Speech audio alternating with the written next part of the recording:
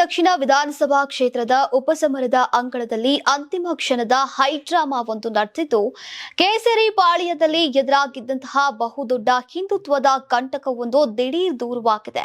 ಇಂದು ನಾಮಪತ್ರ ಸಲ್ಲಿಸೋಕೆ ಸಕಲ ಸಿದ್ಧತೆ ಮಾಡಿಕೊಂಡಿದ್ದಂತಹ ಆ ಪ್ರಬಲ ಶಕ್ತಿ ಅನಿರೀಕ್ಷಿತವಾಗಿ ಕಣದಿಂದ ಹಿಂದೆ ಸರಿಯುವ ನಿರ್ಧಾರವನ್ನ ಮಾಡಿದೆ.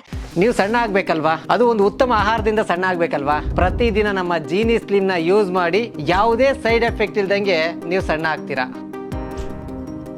ಪಕ್ಷದ ಚಿಹ್ನೆಗೆ ಸಂಬಂಧಿಸಿದ ತಾಂತ್ರಿಕ ಪ್ರಕ್ರಿಯೆಗಳ ವಿಳಂಬವೇ ಈ ರಿವರ್ಸ್ ಗೇರ್ಗೆ ಕಾರಣ ಎನ್ನಲಾಗ್ತಾ ಇದ್ರೂ ಕೂಡ ಇದರ ಹಿಂದೆ ಅಡಗಿರುವಂತಹ ರಾಜಕೀಯ ಲೆಕ್ಕಾಚಾರಗಳೇ ಬೇರೆ ಇವೆ.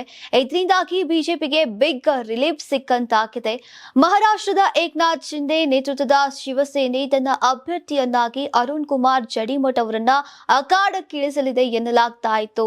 ಶಿವಸೇನೆಯ ಈ ನಿರ್ಧಾರದಿಂದ ಬಿಜೆಪಿ ವಲಯದಲ್ಲಿ ಅಲ್ಪ ಮಟ್ಟಿಗೆ ಹಿಂದುತ್ವದ ಮತ ವಿಭಜನೆಯಾಗುವಂತಹ ಸಾಧ್ಯತೆ ಇತ್ತು.